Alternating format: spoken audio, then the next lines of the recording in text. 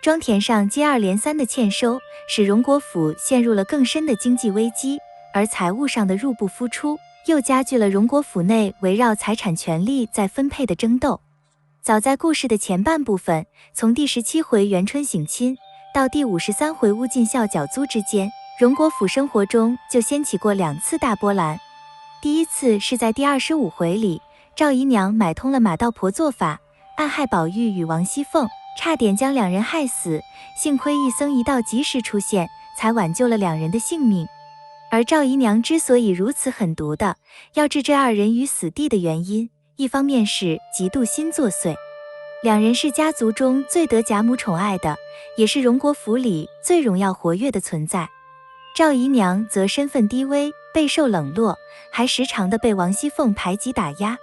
长此以往，赵姨娘内心自然极不平衡，抓住机会就要报复反击。但从根本上来说，赵姨娘这么做实际上还是为了贾环的未来考虑。她曾亲口说过，如果把王熙凤和贾宝玉弄死了，这一份家产将来不怕不是我儿子贾环的。赵姨娘这一番话固然是片面的，但不能不说没有道理。归根结底，他们之间的斗争还是围绕着家族财产展开的。因此，赵姨娘不仅自己想着怎么算计王熙凤与贾宝玉，也时常挑唆着贾环做坏事。第33回里，贾环终于等到了机会。在贾政因为宝玉在外面和幽灵厮混，得罪了有权有势的忠顺王爷，危及家族颜面地位而盛怒的时候，贾环看准时机下套，在贾政跟前诬陷宝玉强奸王夫人的丫鬟金钏未遂，导致金钏投井自杀。这一下子彻底激怒了贾政，遂把宝玉绑了起来，拿大棍打了个半死。要不是后来王夫人、贾母等人陆续赶到解救下来，只怕宝玉凶多吉少。而贾宝玉的这一次挨打，可以说是调动起了荣府上上下下几乎所有人，每个人的情思感慨、委屈悲苦都因为这一事件被触动。曹雪芹下大手笔，写出了此时荣国府的众生百态，可以说是书中前半部分最华彩的章节。赵姨娘、贾环2次刻意陷害贾宝玉，都是为了图谋家产和荣国府的政治权益，但他们都是在暗中使坏，用心的险恶没有公开暴露，因此就整个家族而言，至少在表面上仍是洋溢着天伦慈孝、其乐融融的气氛。总体而言，书中的前半部分和谐喜庆的氛围是盖过这些矛盾冲突的。可到了54回以后，随着经济危机的深化，矛盾就逐渐公开化了，气氛也日渐紧张起来。然而，荣国府众人在朦胧地感到破产的阴影逼近时，主子们首先考虑的是如何充实各自的私囊，管家们则不择手段地加紧贪污以自肥。这一过程中，温情脉脉的亲情的面纱早就被此起彼伏的纷争撕烂了。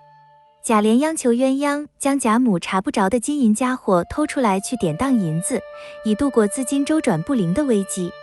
他希望王熙凤能从中协助他，王熙凤却乘机提出要抽成，张口就要100-200银子。贾琏闻言惊呼：“你们太也狠了，太没个足验。”而邢夫人得知这事后，也找上贾琏了。她说：“既然连老太太的东西你都有神通弄出来，那就得给我200两。这些人还是名义上的夫妻母子呢，一旦遇上危机，反而首先趁机勒索起自己的亲人来了。”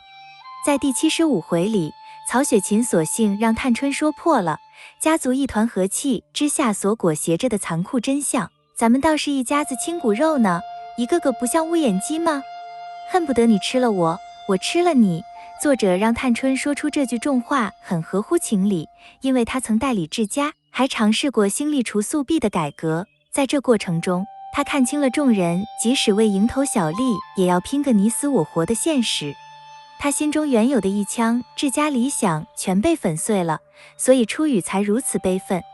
而书中下半部分围绕赵姨娘与王夫人、王熙凤实力不相称的争斗，以及邢夫人、王夫人之间的暗中角力，甚至主子、管家、奴仆纵横交错的结党营私、争权夺利，所有这些矛盾发展到后来纠集在一起，终于总体爆发了一次大的冲突，那就是抄检大观园。此时仍然是探春对这次抄检做出了最准确的评价。她说：“你们今日早起不曾议论真假，自己家里好好的抄家，果然今日真抄了，咱们也渐渐的来了。可知这样大族人家，若从外头杀来，一时是杀不死的。这是古人曾说的百足之虫，死而不僵，必须先从家里自杀自灭起来，才能一败涂地呢。”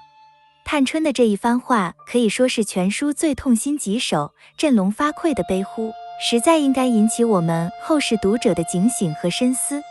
因此，荣国府经济的恶化，实际上加剧了家族争斗，而家族矛盾又反过来更加深了经济危机，如此往复，形成了恶性循环，加速了整个家族的崩溃。我们虽然看不到曹雪芹80回后所写的石进鸟投林的结局，但借助80回中的各种铺陈和伏笔，我们读者还是能够强烈地感受到这一不可逆转的必然的结局。而乌进孝作为游离在贾府系统外的一个不起眼的小角色，他在第53回缴租后就再没现身，可是他短暂的出现却给贾府的生活带来了极大的影响。他的故事在作品中承担着贾府由盛转衰的转折点的作用。如果说贾母领着刘姥姥游大观园是集中渲染了荣国府的富有与奢华，那么乌进孝的出场则是预示着繁华之后的败落。仅就这两个小人物的设计与安排，我们就可以体会到曹雪芹创作的用心，领略到他的艺术匠心。历来的红学家都没忽略刘姥姥与乌进孝，不过在较长的一段时间里，这两人的受重视都是和阶级斗争联系在一起的。例如论及刘姥姥，评论家常引用他所说的荣国府吃一次螃蟹够我们庄家人过1年了那句话，人们从中看到了农民与地主贫富生活的悬殊，而对乌进孝缴租一节能引起重视，则是因为它揭示了贾府的奢华生活是建筑在剥削农民的基础上。然而实际上，曹雪芹本人显然并没意识到这点，他在第1回里还将迫不得已而抢田夺地的农民斥为蜀道风起。这些议论毫无疑问是正确的，可是不一定代表了作者的创作意图。其实作品所明写的乌进孝缴租以及所开列的那张租单中，就蕴藏了丰富的内容，提取并分析其中的信息，对把握贾府经济体系运行及趋势，以及分析贾府为何不可避免地走向衰亡，都有着很高的价值。